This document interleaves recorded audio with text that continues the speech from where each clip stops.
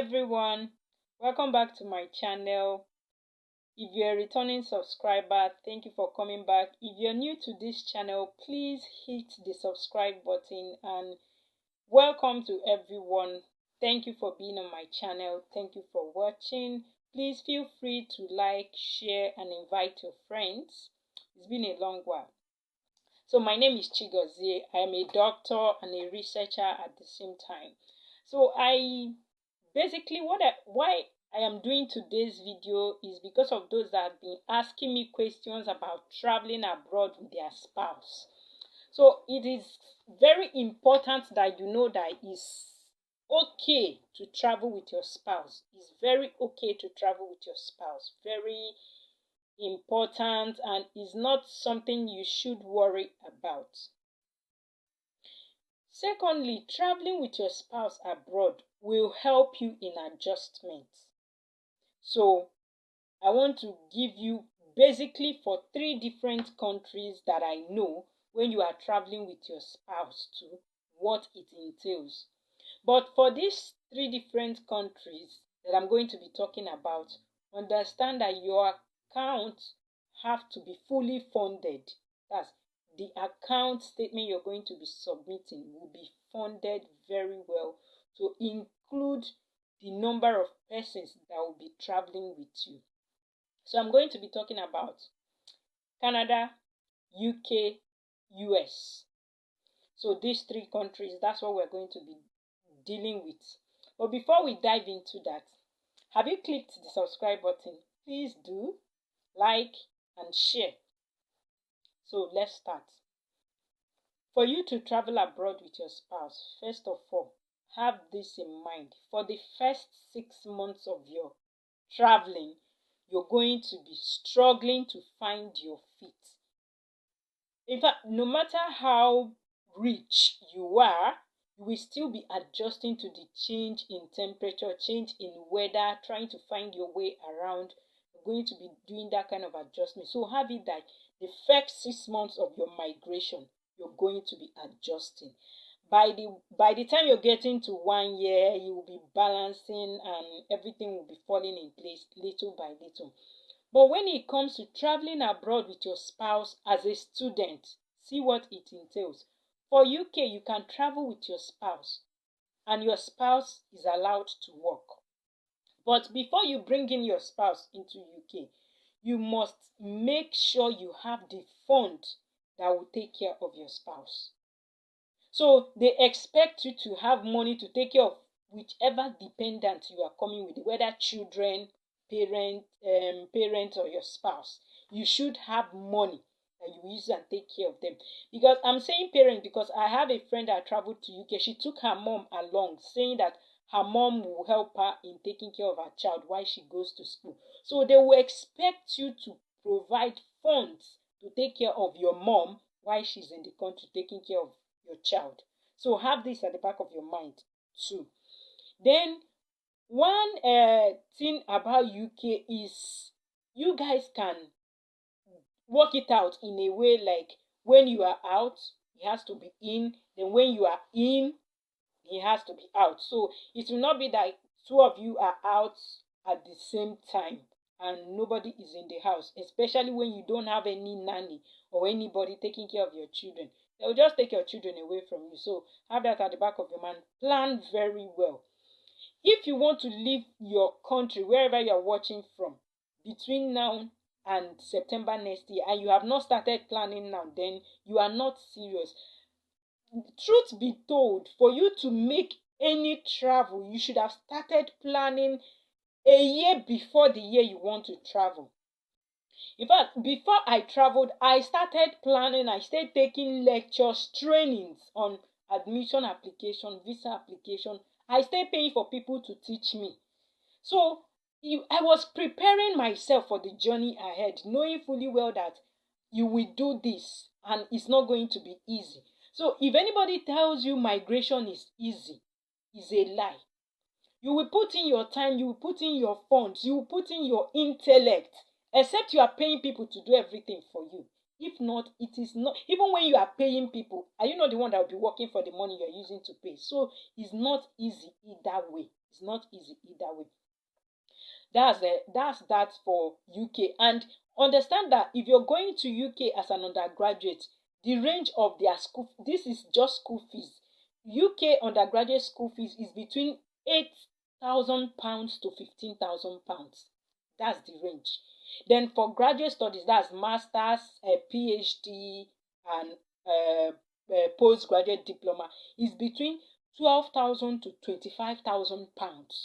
This is just school fees range per year. So if this is what you should budget per year for your school fees, then add the contingency of your flight ticket, your feeding, accommodation, how you're going to take care of yourself. Then if your children are going to school, how you're going to take care of their parks, school parks and everything. But going to school in the UK for children is free. So you will gain that as well.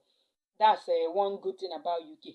Then for United States of America, if you're going to US, make sure you have your money enough, because United States expect you to come into the country with your money. They don't want you to take from their country. So you're going to get an F1 visa as a student, and the dependent of the student is going to get an F2 visa, and neither of these guarantees you to work. So you are unauthorized to work. So every of them that are working in US as students or dependents of students are doing hide and seek job. That means you're a precarious worker. And once you're a precarious worker, you are at risk. You don't have insurance. If you are sick, nobody cares. Then the people you are working for can threaten to report you, and they may not pay you, or pay you less than what you're supposed to be paid. Is it the kind of life you want to go abroad and live? So except that life is better than the one you are living in your country, that's the only time I would just say, okay, you can move with your spouse. If not, I would say it's not worth it. You can travel alone to US. When your feet is balanced, you can bring your spouse, depending on the family's understanding. Very important. You guys should agree over what you're going to do, so that will definitely help. And for US, if you're going as undergraduate, the school fees in US is $10,000 to $12,000 per year, US dollars. Then for graduate studies is between 15,000 to 25,000 US dollars for masters and PhD. So if you have put this aside, then you can now put in the contingencies of your flight tickets, taking care of yourself, your children, and everything, then accommodation. So have this at the back of your mind too when you're going to the US. So that's that for US. Then let's dive into Canada. This is my Canada. I can tell you, Canada is the best place to travel to as a student. Yes, I said it. You know why? I'm in Canada, and I can tell you. See the reason. If you're coming into Canada as a student, one, if you're coming with children, your children are on child support. If you come with 4 children, they are paying those 4 children per month. Then your spouse is coming in with a work visa. So your spouse is authorized to work as much as they want. Even if they want to work 24 hours, nobody cares.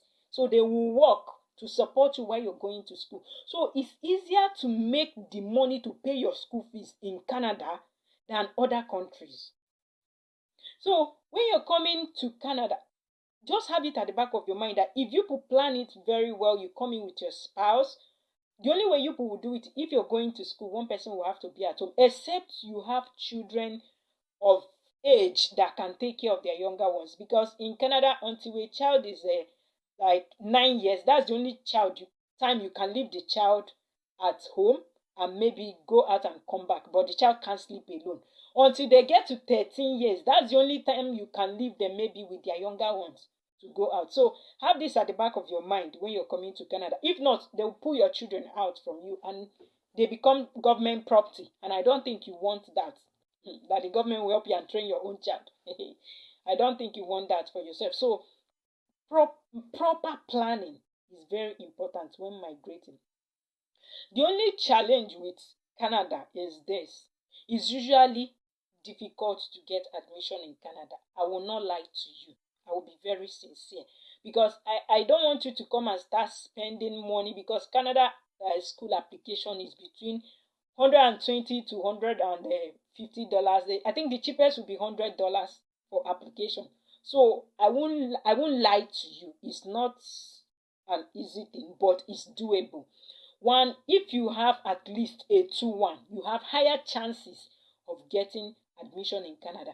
Except you want to step down your credentials, maybe apply for diploma, you will have a higher chance. That will also help you in Canada. But you will have to have a good reason why you are stepping down your academics. That's when you're applying for visa. Because I've done a video on statement of intent and all that, and on visa application too. So you can go down and watch those videos so that you can understand what I am talking about. And about Canada, I am talking about Canada because this is the one I have a first-hand experience with.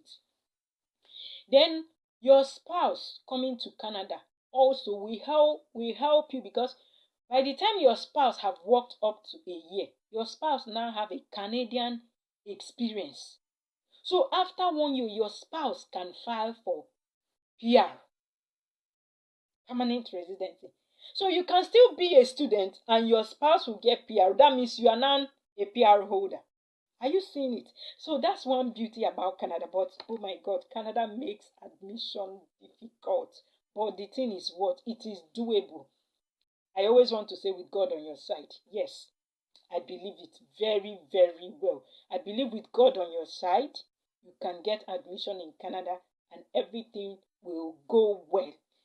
It's easier to settle when you come into Canada, because if you're coming with your spouse, you will figure it out very well. But it's risky coming at the same time with your spouse. I must tell you this. So if you want to come to Canada, my advice will be, you can come the first person with, maybe if you have 4 kids, you can come with 2 children. Or if you have people that will take care of them back in your country, you can leave all of them and come alone. Immediately you enter the country, you fight for them. It's easier to get them into the country when you are in the country than all of you applying at the same time. Apply wisdom.